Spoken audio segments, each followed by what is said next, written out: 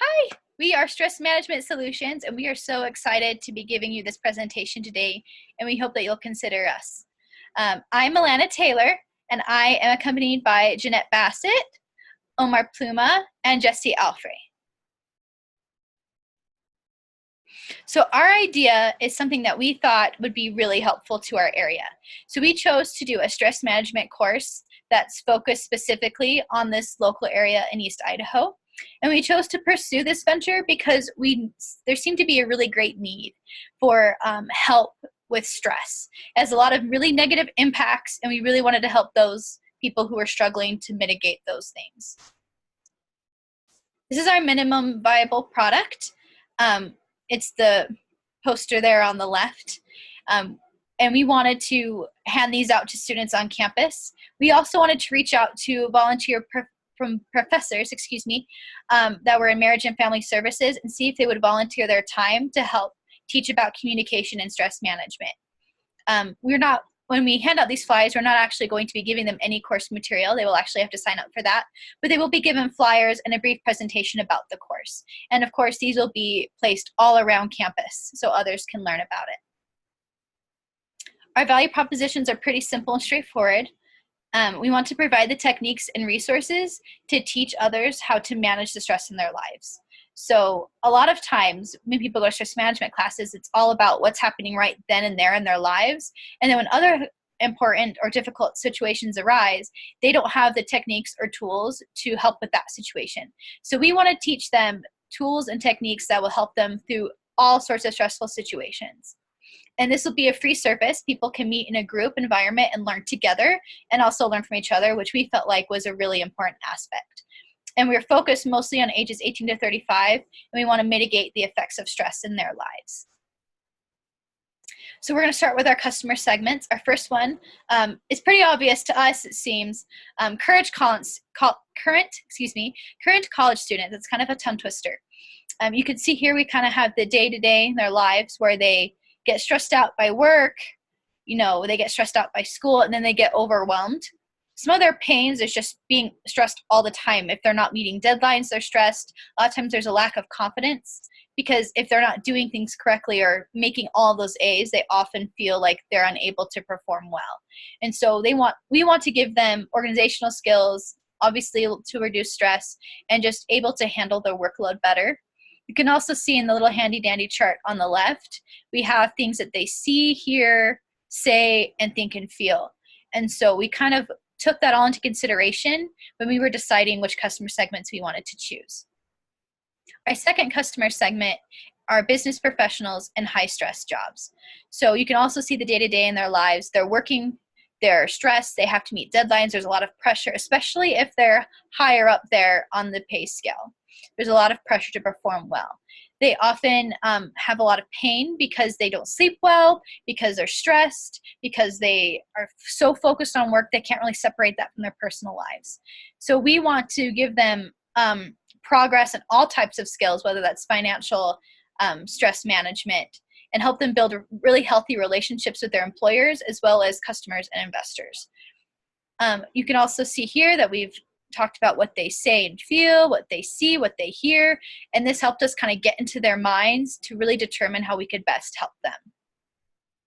And our final customer segment are young parents. So parents are often very stressed, especially new parents, because it's a whole new situation in life that they've never had to deal with before. And oftentimes this is also accompanied by financial stress. So with some of their pains being, uncertainty, not being able to express their feelings correctly, we really wanted to give them skills with communication with their spouse, organizational skills, confidence, especially financial management skills as well. And we've also done a chart for them so we could see how they would react and maybe how we could better service them. And we also realized that a lot of these customer segments may overlap. Young parents can also be business professionals and college students can also be business professionals. There could be combinations of all three. So it was really important to us that we really dug deep and found what they needed most so we could better serve them. Thank you. Thank you, Alana. We're now going to move on to our market sizing. Our market size is broken up into our three major customer segments: giving us a total available market of 46,500 people. As Alana said, we realized that there's going to be several crossovers and overlaps in our customer segments, which is why our serviceable available market is only around 25,000 people in the Rexburg area.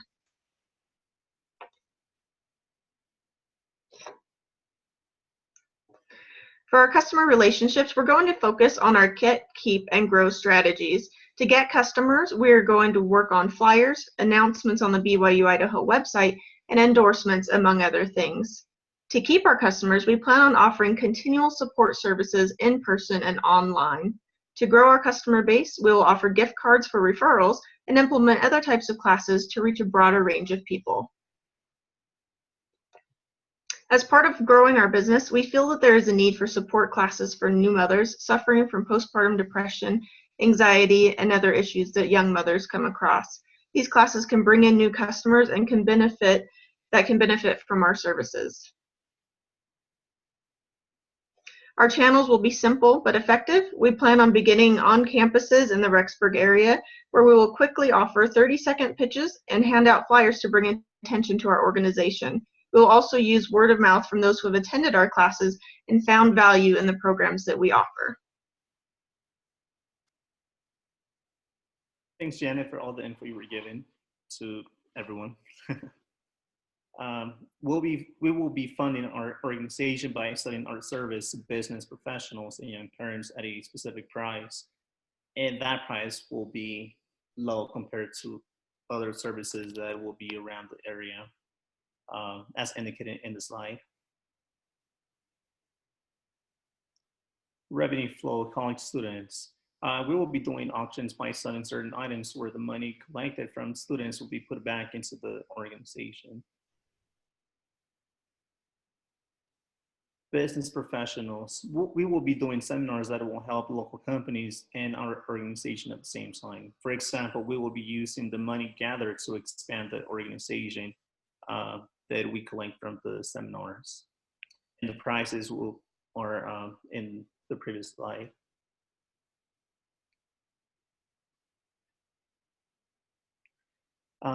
Every day there is a new parent, which means that a new journey begins, which can potentially lead to stress. We will be offering services to young parents at a low price, but the money will be put back into the organization. Cost and metrics that matter, shown in the slide, are factors that may affect our organization.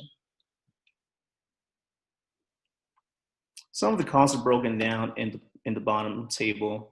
The biggest advantage for potential investors or just anyone that is willing to fund the organization is that they can get an exemption from federal income tax.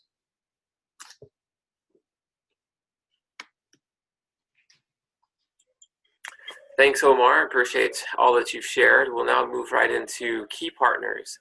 And based on some of the research that we made as a group, as a team in Rexburg, Idaho, we felt that we could partner well with BYU Idaho, Walmart, Madison Memorial Hospital, and also professors who teach marriage and family studies.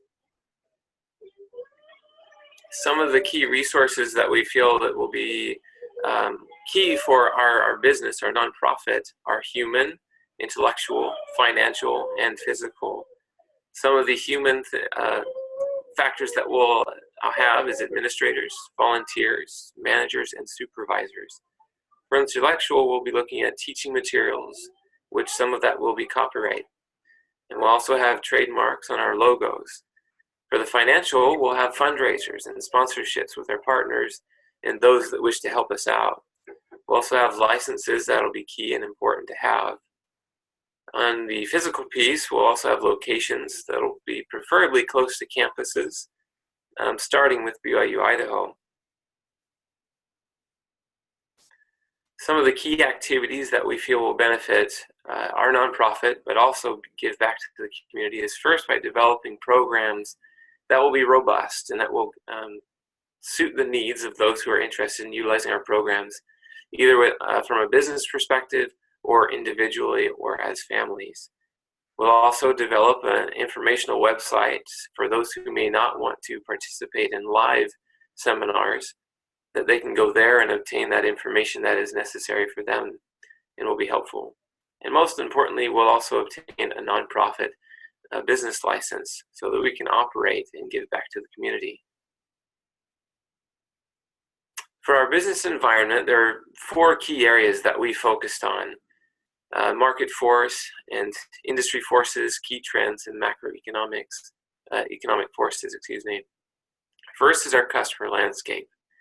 As we investigated this, we noticed an increased demand or pressure to perform and create false senses of image. And the technology is definitely something that contributes to this. And it creates undue stress. We feel that our programs will help alleviate this. For our competition, we felt that really the biggest thing that's going to compete for us is the changing dynamics of the customer base that we deal with and the information that we are providing to remain relevant.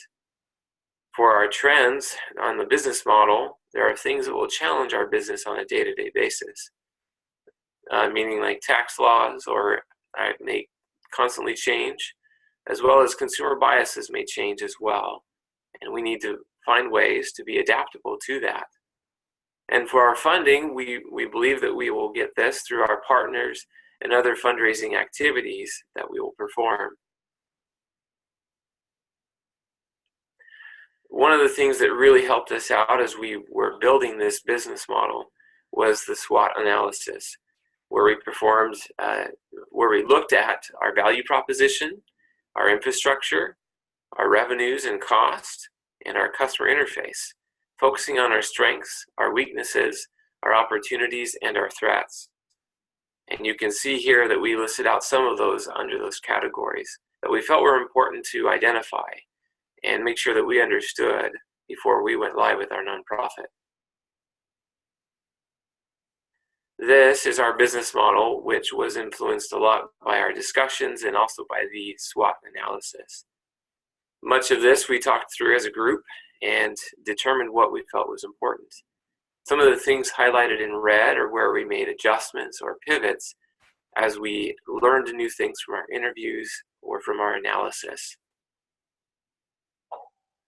This slide is the resources that we pulled from, be it websites or other areas that we pulled information from and felt we should share that with you. And we just want to say thank you for looking at this presentation and hearing us out. We look forward to your feedback.